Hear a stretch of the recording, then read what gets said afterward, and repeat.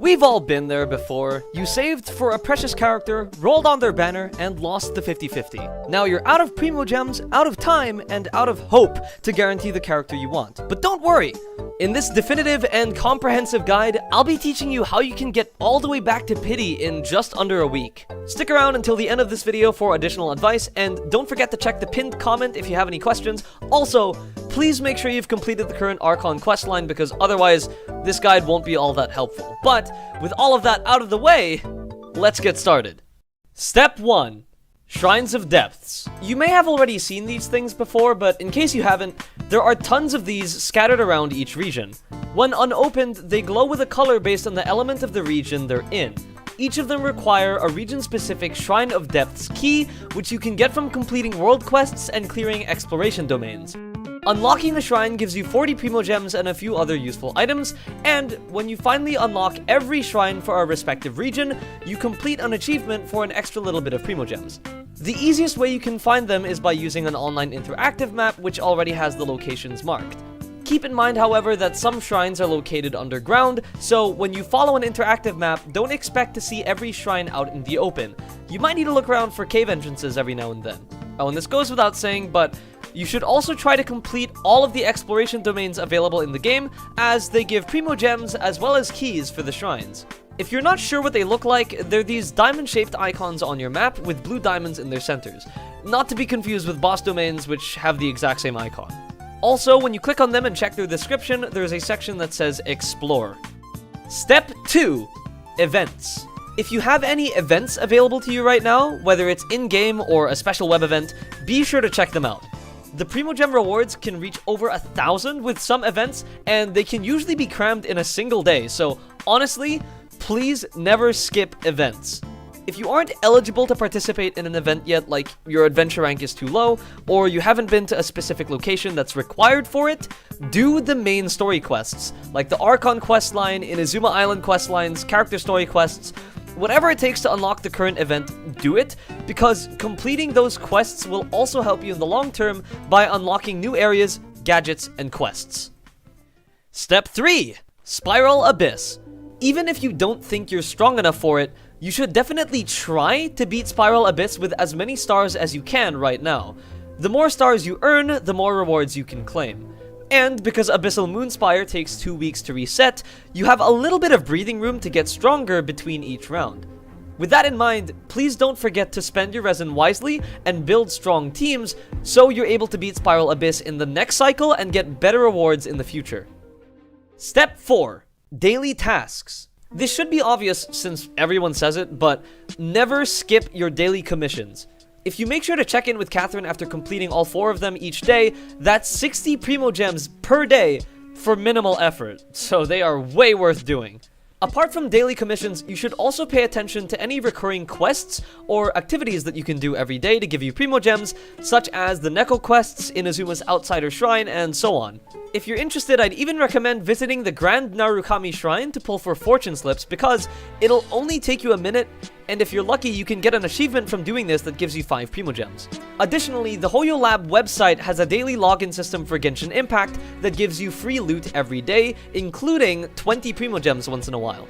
This won't exactly help you with clutching, but if you didn't know about it until now, it's an awesome way to get extra Primogems and more per month for no effort at all. Step 5.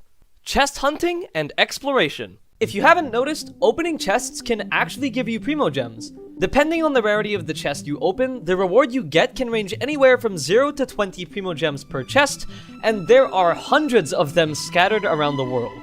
So now the question is, how do we get all of them as fast as possible? Well, let's start by choosing an ideal location. In terms of regional priority, it's best to start with Dragonspine first, then move to Inazuma, then Liyue, then end with Mondstadt. This is because of what I call chest density. Out of all the current regions, Inazuma provides the most Primogems overall due to its generous, common, and exquisite chests, as well as the fact that opening chests can give you Electro Sigils, which can be traded in later for bonus rewards. These factors place Inazuma miles ahead of Mondstadt and Liyue in priority. However, Dragonspine is a unique exception. It has plenty of high-quality chests, despite being relatively small and simple to scout. Because of that, you can expect to get more Primogems in a shorter amount of time if you prioritize Dragonspine. Which is why in our list, Dragonspine is placed in a better spot than Inazuma, even though Inazuma rewards the most Primogems in total. That is chest density. You should think about this when selecting other areas as well. When you're finished with exploring one area, you need to choose the next one to explore based on the same principles. Luckily for us, the in-game map already gives us a simple way of estimating the chest densities of each area. If you zoom out on your map, you'll notice that every area is labeled by name and an exploration percentage. This measures not only the amount of chests you've opened, but also the amount of waypoints you've unlocked, oculi you've obtained, and so on. In other words, exploration percentage is a nice way of tracking how many Primogems you have left to scavenge from each area. Ideally, you'd want to have at least 96% exploration before moving to a new area, but realistically, 80% works just fine too. When it comes to choosing an area to explore though, make sure that the areas you prioritize have less than 70% exploration so that chests are easier to find. Remember, lower percentage means more abundant Primogems, so don't force yourself to 100% every area if your map still has plenty of low percents. Once you've picked out an area to explore, zoom in with your map, take a look around, and keep note of each sub-area within the area you chose. Some examples of sub-areas include the Dawn Winery, Chingsa Village, and Inazuma City, some of which are labeled like the ones I just mentioned, while the rest you'll just have to mark yourself, like the Seirai Maru or Nameless Island. It's important to identify and isolate these major sub-areas so that we can be more thorough and explore them one at a time. A good example is Seirai Island, which is visibly separated into its different sub-areas already. You have a couple of the main locations which are marked by names and teleport waypoints, and then a few stray islands that were left unlabeled but are still clearly part of the area. If we explore each of these islands and sub-areas completely, we'll have 100%ed the entire area in a very comfortable and structured way. I should also note that by chunking the map this way, we're able to take notes and track our progress very easily as well. Anyways, now that you've picked a region, an area, and a sub-area, it's finally time to get into the nitty-gritty and assemble a good exploration team, the party that you'll be using to explore. Exploration teams need to be tailored to the region you're exploring. So for example, if you're exploring Dragonspine, you need to bring at least one Cryo character to activate monuments, and a Pyro character to melt ice or light fires. For Mondstadt, Lea, and Inazuma, you obviously need Anemo, Geo, and Electro respectively. I also highly suggest bringing a bow user for challenges, but if you want to make building teams easier, you can just swap in a bow user whenever you need to. Ideally speaking, exploration teams should also strike a balance between combat and movement, hence strong characters with good movement attributes are far better suited for exploration than others. Movement takes less of a priority over combat though, so don't worry if your character options are limited. And besides, you can always just use food to make life easier. Additionally, if combat really feels too tough for you or takes too long, you can always just lower your world level, but I highly discourage doing this because even though the Primogem rewards stay the same, opening chests at lower world levels gives you less valuable items. Once you've picked an exploration team, you can start scanning the surrounding area. Be on the lookout for chests, puzzles, secret entrances, anything really. Just remember to collect everything in a sub-area before advancing to the next. If you're having trouble knowing what to look out for, I have 3 simple tips for you. Tip 1. Even though it kinda sucks, you can use Elemental Sight to spot interactable objects.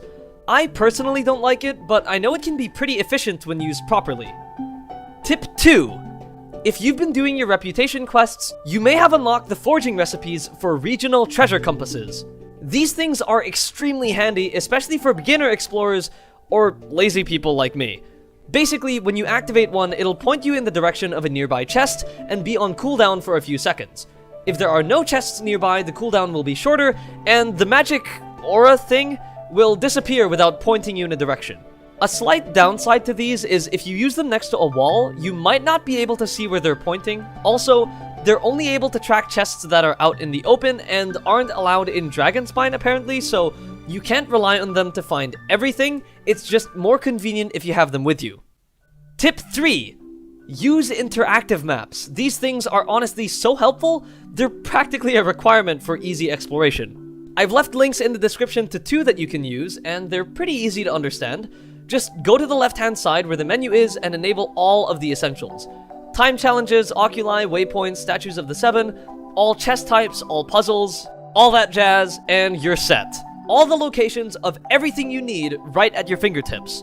You can also enable Shrines of Depths if you haven't done that from step 1.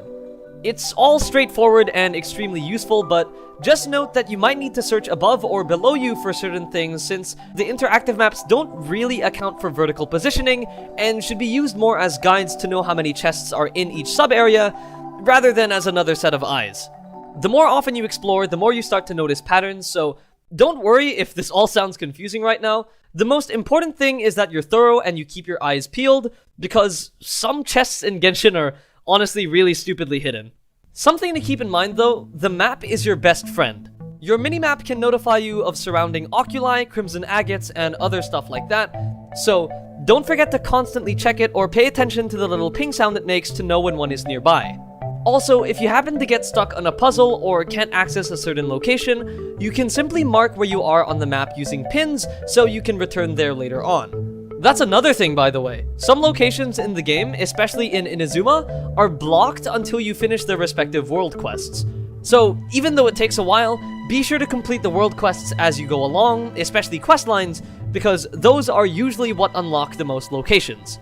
As an example, the Narukami area has its own special questline called the Sacred Sakura Cleansing Ritual. Completing this questline not only unlocks new small sub-areas, but also gives you an item called the Memento Lens, which can be used to obtain chests and other rewards from Kitsune statues around the island. For a more extreme example, Watatsumi's Moonbathe Deep questline literally unlocks an entire new area when completed, so yeah, keep an eye out for questlines, and as a final Inazuma tip, avoid exploring Surumi Island until you're done with everything else, since apart from the questline, the chests that you get from there are pretty underwhelming. Half of them are remarkable chests which don't give Primogems, so honestly, you might even be better off maxing out Leah instead. When you're done exploring, don't forget to turn in any oculi and sigils that you have. With Inazuma in particular, electro sigils are actually important to turn in while exploring, since you won't be able to access certain places until your Sacred Sakura level is high enough. That was a long one, but we're finally done. Moving on. Step 6. Achievements. Achievements are a perfect way to passively earn Primogems while exploring, so don't forget to keep checking the achievements menu for ones you're able to do. An achievement will usually give you 5 Primogems, although there are some that give 2, 10, or 20 depending on their importance. If this sounds familiar, that's because those are the same Primogem values that chests give, which is pretty cool. Also, if you want to go the extra mile, you can research all of the achievements in the Wonders of the World category, because there are actually plenty of hidden achievements in the game that only appear in that category. Step 7. Stardust Conversion. In the Paimon's Bargain Shop, there are 2 tabs you need to focus on. One that says Star Glitter and another that says Stardust. If you have enough Star Glitter laying around, you can simply convert it all into Intertwined Fates for more wishes. The same applies for Stardust, but the Stardust shop is capped at only 5 Intertwined Fates per month. So here is where a little trick comes into play. Stardust and Star Glitter are obtained from wishing across any banner. So technically, you can obtain Acquaint Fates, wish on the Perm banner, get Star Glitter as a reward, then convert that into Intertwined Fates. Essentially, through this process, you can recycle any Acquaint Fates that you have and turn them into Intertwined. The best ways that you can obtain extra Acquaint Fates are through Character Ascension, the Frostbearing Tree, Sacred Sakura, Battle Pass, and the Adventurer's Handbook. Technically, there are other ways that you can obtain Acquaint Fates, but these are the best and most reliable for clutching because they're easy to get in short spans of time. Step 8. The Teapot. Little known fact, but the Serena Teapot can actually be a small source of passive Primogems. When you level up your Trust rank, you get a small 60 Primogem reward each time. There are also plenty of achievements associated with the Teapot, which is a nice bonus, but more importantly, you can complete special furnishing sets called companion sets that give you some rewards based on your friendship level with certain characters. Blueprints for the companion sets can be bought from the Realm Depot or unlocked by various means throughout the game. The Primogem rewards from here aren't anything crazy, but if you have enough characters and Teapot resources laying around, there really isn't much of a reason that you shouldn't try it. Step 9. Hangout events. If you don't mind skipping through all the text and have the time for it, I would honestly suggest speedrunning all the Hangout events that you've unlocked so far. Reaching every ending per Hangout event gives you 60 Primogems, so if you need to cool off for a second or take a break from exploration, this is a pretty great way to do that. Step 10. Additional sources. Don't forget to check your mail whenever you see that red notification. If there's been some kind of update or server maintenance recently, you have a high chance of finding Primogem stuffed into there. As mentioned earlier, don't forget to use the HoYolab daily check-in system for extra stuff. There are also web events on HoYolab sometimes, but you're usually informed of when this happens in-game anyway, so be sure to participate in every web event they offer, as you can get a handful of Primogems from there as well. Lastly, be sure to keep an eye out for redeem codes. Occasionally, miHoYo or HoYoverse releases special gift codes which you can redeem on their Genshin gift website. You might have seen these appear in Genshin ads on YouTube or the live-streamed version update programs, but basically, redeeming the codes will give you Primogems in your mail, which usually includes Primogems. And now for some final notes and considerations. Remember that with clutching, content is key. Because some of these tricks are one-time uses only, please keep in mind that you can only reliably clutch 1 or 2 characters per account. As more versions release, we'll have more opportunities to farm Primogems, but we can't expect every update to be amazing, so if you're an endgame player with 100% exploration, I wish you luck, but Genshin simply isn't designed to guarantee you multiple 5 stars as a free-to-play. The best you can do is log on every day and continue working on Spiral Abyss and events so that you can save for future character reruns instead. In any case, I really hope this guide was helpful. Again, don't forget to check the pinned comment and join my Discord server if you have any more questions, but that's all the advice I've got for today. Thank you so much for watching, I hope you can support my upcoming videos, and cheers! I'll see you around.